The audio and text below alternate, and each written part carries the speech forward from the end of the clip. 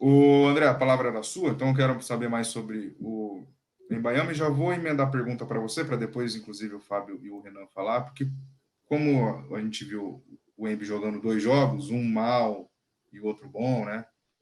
Mas assim, tem que ter calma também. Mas para saber se o Spurs é um time legal para ele estar iniciando, né? Se, inclusive, o estilo de jogo que ele apresentou na Summer pode encaixar bem com o que o Popovich tem lá no Spurs. Então, o que você pode dizer sobre isso? Se é o lugar certo para ele iniciar a carreira? Olha, eu acho que talvez dos lugares disponíveis aí para um jogador jovem com pouca experiência, né, principalmente se tratando de NBA, talvez seja um dos lugares em que mais faça sentido ele iniciar.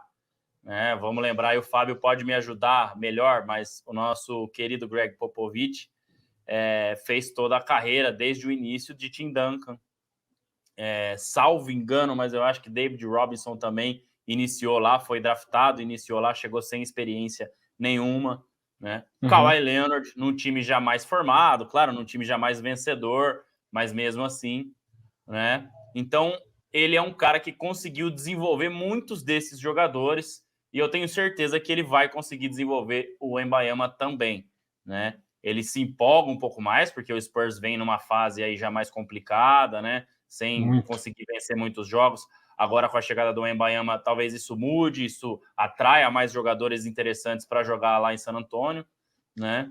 Eu não falei aqui de Parker e Ginobili, né? Que a primeira experiência deles na NBA foi no San Antonio Spurs, mas ambos já eram profissionais, né? O Parker jogava na França e o Ginobili jogava na Itália. Então, eles já chegaram, não vou dizer prontos, né? Tem as diferenças do basquete europeu, do basquete FIBA para a NBA, mas por isso que eu não citei esses dois aqui, mas que praticamente jogaram a carreira inteira no San Antonio Spurs. Né? Na NBA, o Parker jogou no Hornets no finalzinho, mas ficava até estranho ver ele com aquela camisa azul.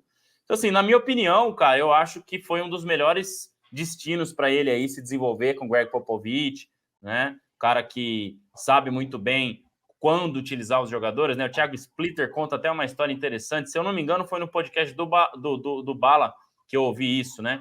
Que ele entrou muito bem nos primeiros jogos ali no primeiro ano dele de Spurs. Ele também já era profissional na Europa, né?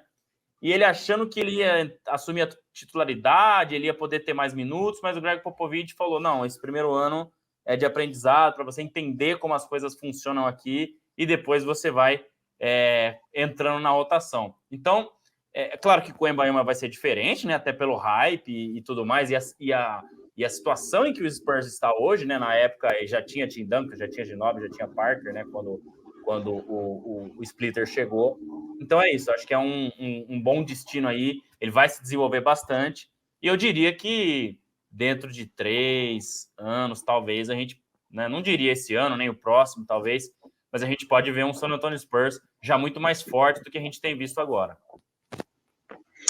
Cara, tô dando uma olhadinha aqui no roster do time do San Antonio Spurs pra ver se tem alguém que eu me lembro, cara. De verdade, eu lembro que ainda falta muita coisa, né? Isso que eu ia falar na sequência, assim, olhando nesse momento aqui, não tem nenhum jogador que eu me lembro. O único nome que eu me lembro aqui que é familiar para mim é Champagne, né? O único nome que é familiar para mim, mas não jogando. O resto realmente é um time totalmente em formação, cara. E aí a gente vai ver mais uma vez, pode ver mais uma vez, né? Não posso aqui garantir, mas temos credenciais suficientes para acreditar que como o André falou, que o Popovich pode desenvolver não só em Ipanema, mas de repente um novo time aí do Spurs ao entorno desse jogador. E claro, contando também que movimentações podem ser feitas aí, né, nessa loucura aí da entre safra, né, das intertemporadas, muita coisa pode acontecer, esse Spurs pode ter algum reforço ou outro suficiente para de repente esse time, não sei se, né, tá muito cedo para falar se é um time que vai ter um brilho na próxima temporada, mas que de repente pode já dar uma cara de time competitivo, de time interessante. Tá cedo, mas vamos esperar, porque pode vir coisa boa por aí, de repente. Renan, fala comigo, conosco, com todos. Tô nessa aí. Vamos falar com todo mundo, né? Não vamos deixar ninguém de fora. Eu tô nessa aí de achar que, assim, se tinha um lugar ideal para o Wembanyama estar para ser desenvolvido, é na mão de Greg Popovich, né? Um cara que já desenvolveu, enfim, incontáveis nomes para a liga e sabe muito bem como fazer isso, enfim, é um cara muito vivido nisso.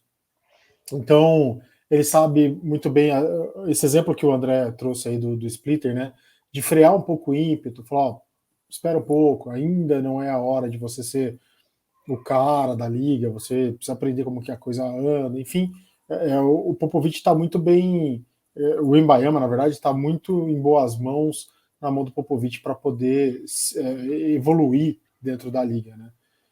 Então eu espero que o Wembanyama também consiga entender isso, né? Não achar que vai chegar já abalando e tudo mais. Então precisa esperar um pouco, conter um pouco as expectativas e aos poucos ir. E também tô com o André, hoje eu tô concordando demais com o André, acho que tá estranho, tô com o André em falar que o Spurs daqui uns 3 anos deve ser um dos times que começam a brigar por finais de conferência, enfim, vai começar a entrar dentro dos playoffs. É um time que está se remontando, desfez de bastante gente, né? Fez umas 2 últimas temporadas aí bem ruins, até porque tá esperando montar esse time, agora consegue pegar essa ótima escolha de draft, então acho que dá para ir montando o time em cima dele e está novamente, vou reiterar aqui, está em boas mãos na mão do Popovich para poder desenvolver todo mundo.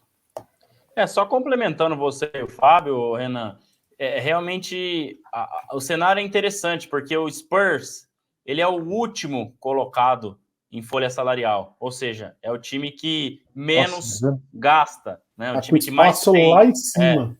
Tem bastante espaço. Claro que ainda tem algumas coisas para acontecer, né, até a temporada se iniciar, mas são 108 milhões de dólares somente, entre aspas, de folha salarial. E das peças, né, que mais ganham aí, ou que talvez tem mais valor nesse elenco, né, não sei se para troca ou para utilizar, mas Keldon Johnson, 20 milhões de dólares para o próximo ano, Doug McDermott, 13 milhões de dólares, Devontae Graham, com 12 milhões, Jeremy Sohan, 5 milhões. Então, são jogadores aí com contratos relativamente pequenos, né? O do Keldon Johnson, que é 4 anos aí, praticamente 80 milhões, seria o maior contrato aí, claro, com exceção não, né? O Wembanyama também, por ser Hulk, aí também não tem um contrato muito grande ainda. Então, pequeno.